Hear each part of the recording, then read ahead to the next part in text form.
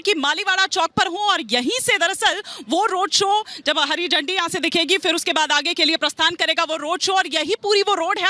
800 metre का कम से कम वो दायरा होगा जिसको कवर किया जाएगा और चौधरी मोड़ पर जाकर ये जो रोड शो है वो खत्म होगा। प्रधानमंत्री मोदी सीएम योगी के साथ मिलकर उत्तर प्रदेश की सभी 80 की 80 सीटें फतेह करने के मिशन पर काम कर रहे हैं। पश्चिमी यूपी में कुल 27 सीटें हैं। जयंत चौधरी को पीएम ने अपने खाते में लाकर इन सीटों का समीकरण साध लिया है। ऐसे में देखने वाली बात यह होगी कि मोदी योगी उत्तर प्रदेश में 80 और देश में 400 सीटों का आंकड़ा पार कर पाते हैं। Bureau report, Republic Bharat. और इसी पर और विस्तार से चर्चा के लिए तमाम खास मेहमान इस वक्त हमारे साथ जुड़ चुके हैं। फटाफट से परिचय करवा देती हूँ। राकेश त्रिपाठी जी, भारतीय जनता पार्टी के स्पोक्स पर्सन, इस वक्त हमारे साथ जुड़े हुए हैं। सौरभ दुबे बतौर पॉलिटिकल एनालिस्ट नोएडा स्टूडियो से इस वक्त हमारे साथ जुड़े हुए हैं। डॉक्टर अजीज खान स्पोक्स पर्सन है समाजवादी पार्टी के, इस वक्त हमारे साथ जुड़े हुए हैं।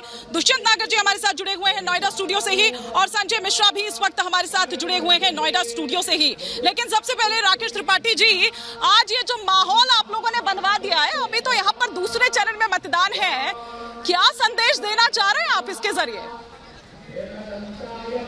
जी ने एक बात बहुत अच्छी कही है। मुझे लगता है वो बात तो देश के हर नागरिक को सुननी भी चाहिए, और आपके चैनल के माध्यम से उस बात को मैं फिर दोहरा रहा हूं। प्रधानमंत्री जी 24/7 काम कर रहे हैं।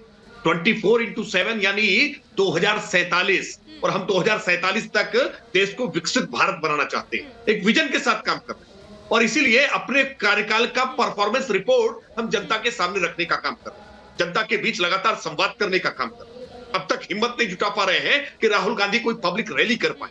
अब तक समाजवादी पार्टी अपने अलायंस पार्टनर्स के साथ क्या समीकरण होंगे इसको तय नहीं कर पा रही है। कैंडिडेट्स की लिस्ट नहीं तय कर पा रही है। रोज कैंडिडेट घोषित करते हैं, उसके बाद परिवर्तन करते हैं, तीसरे दिन पुनः बदलाव करते हैं। यानी पूरी तरह से मार्ग से भटका हुआ विपक्ष, और आज सधी हुई रणनीति के साथ हम सड़क पर आए गए हैं, जनता के बीच में है। आप जिस रोड शो के लिए गाजियाबाद में खड़ी है, लोगों का उत्साह पीछे दिखाई पड़ रहा है। आज सहारनपुर में भी उत्साह दिखाई पड़ा है, अजमेर में भी उत्साह दिखाई पड़ा है। भारतीय जनता पार्टी के पक्ष में एक सुनामी जैसी लहर दिखाई पड़ रही है, और मुझे लगता है कि इसलिए जो 400 पार का नारा दिया गया है ना, वो बहुत आसानी से साकार होते हुए दिख रहा है। थोड़ी मुश्किल होती है अगर विपक्ष थोड़ा दमखम के साथ करता। सुनामी कह रहे हैं यहाँ पर, जब मैंने लोगों से बात की राकेश त्रिपाठी जी, वो सुनामी नहीं है। हाँ, आप सुनामी कह रहे हैं, वो कह रहे हैं कि सुनामी, कटरीना, ये सब तो पहले ही आ गया है, अब तो प्रलय आने की तैयारी हो रही है। हाँ जी, दुष्यंत जी टक्कर ले पाएंगे ये तो बता दीजिए। वो कह रहे हैं कि काम पक्का कर रहे हैं, गड़बड़ कुछ नहीं है।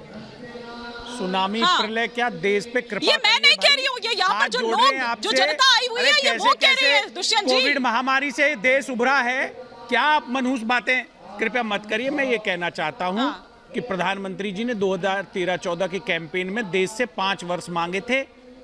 कितने महीने मांगे थे? 60 माह। सुनिए, वो मोदी लहर की बात कर रहे थे, वो उस तूफान की बात नहीं कर रहे थे, वो मोदी तूफान की बात कर रहे थे। दुष्यंत जी, इतना तो आप भी, इतनी राजनीतिक समझ तो आपकी भी है कि आप भी समझ रहे हैं कि यहाँ पर लोग अगर कह रहे हैं कि 14 में लहर थी, गलियों में मैं बड़ा सुनामी आई, मोदी सुनामी की बात हो रही है। जहाँ पे आप खड़े हुए हैं, मेरा बचपन यहीं बीता है, मेरे को बोल लेने दीजिए। तो मैं ये कहना चाहता हूँ, पहले प्रधानमंत्री जी ने 5 वर्ष का समय जी। जब प्रधानमंत्री पद पे आसीन हो गए तो कहा 2022, अब 2047। अरे भाई कहीं रुकिए, थोड़ा ब्रेक लीजिए, अपने 10 वर्ष के कार्यकाल को हमें बताइए। हम सुनना चाहते हैं, हम इंतजार कर रहे हैं कि प्रधानमंत्री जी आए और कहें सीना ठोक के कि डिमोनेटाइजेशन से मैंने देश को इतना आर्थिक फायदा पहुंचाया, इतना काला धन आया, इतने नए रोजगार का सृजन किया, लेकिन डिमोनेटाइजेशन पे चुप है। ये बोलना चाहिए प्रधानमंत्री जी को, जीएसटी के ऊपर बोलना चाहिए कि टैक्स के सरलीकरण से भारत को ये लाभ हुआ, भारत को इतना फायदा हुआ, इतने नए उद्योग लगे, व्यापारियों को ये फायदा हुआ, लेकिन उसके ऊपर नहीं बोल रहे हैं। प्रधानमंत्री जी लगातार एक ऐसे जुमले लगातार बोल रहे हैं जिनका कोई लेना देना नहीं है। दुष्यंत जी, देखिए ये मुद्दे आप रोज गिनवा रहे हैं, ठीक बात है, लेकिन मेरा सवाल ये था कि क्या टक्कर दे पाएंगे, क्या टक्कर दे पाएंगे? नहीं, दुष्यंत जी आप ही से मेरा सवाल है, फिर मैं जरा, मेरी सहयोगी श्वेता त्रिपाठी मेरे साथ जुड़ेंगी। श्वेता जी से, और मैं आपसे कहना चाह रहा हूँ, थोड़ी बहुत रोक टोक चलती है, आप इतना नाराज मत होइए।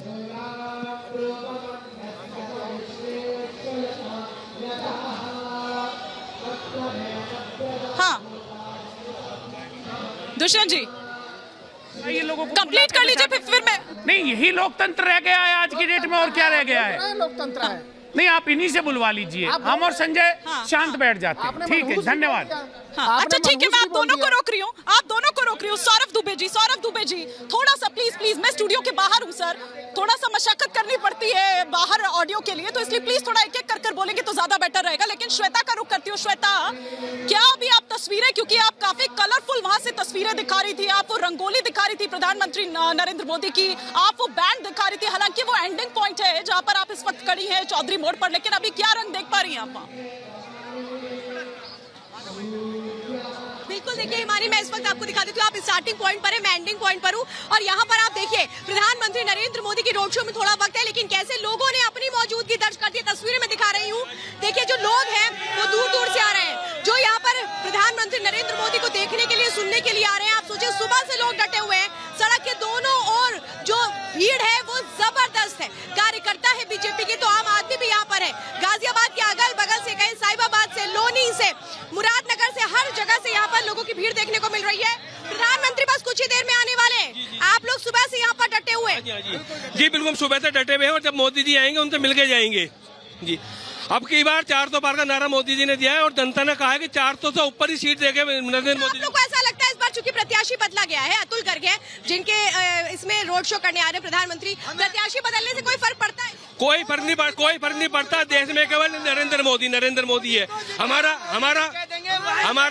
हमारा प्रत्याशी कमल का फूल नरेंद्र मोदी जी को प्रधानमंत्री बनाने के लिए अतुल जी को भारी बहुमत से जिताना है। बहुत भारी बहुमत से। मोदी जी अवतार है विष्णु भगवान का, कोई साधारण पुरुष नहीं है वो। और जिसको आप देख लेना। श्वेता, मैं लौटूंगी आपके पास। श्वेता, हाँ ठीक है श्वेता, मैं लौटूंगी आपके पास, लेकिन जरा एक बार डॉक्टर अजीज खान का भी मैं रुख कर लेती हूँ। डॉक्टर अजीज खान, एक शो तो यहाँ पर जो अभी कुछ देर में शुरू होने वाला है, एक शो आपकी पार्टी में भी चल रहा है, मतलब गजब का शो चल रहा है, पता ही नहीं चल रहा है। हर घंटे प्रत्याशी, मतलब प्रत्याशी भी बेचारे कंफ्यूज हो जा रहे हैं कि भैया 1 घंटे पहले तक तो हमारा नाम था, 1 घंटे बाद नाम बदल जाता है, 2 लोग पहुंच जाते हैं एक ही जगह पर नामांकन करने के लिए। ये कंफ्यूजन इतना क्यों है? देखिए हिमानी जी, अभी 2-3 बातें मैं सुन रहा था। अभी राकेश त्रिपाठी जी कह रहे थे कि मोदी जी 24/7 काम करते हैं। हम मानते हैं इस बात को कि 24/7 ही काम करते हैं, वो सिर्फ चुनाव प्रचार, देश के लिए काम नहीं करते हैं। देश ने उनको प्रधानमंत्री बनाया था, देश की जनता ने प्रधानमंत्री बनाया था देश के काम करने के लिए।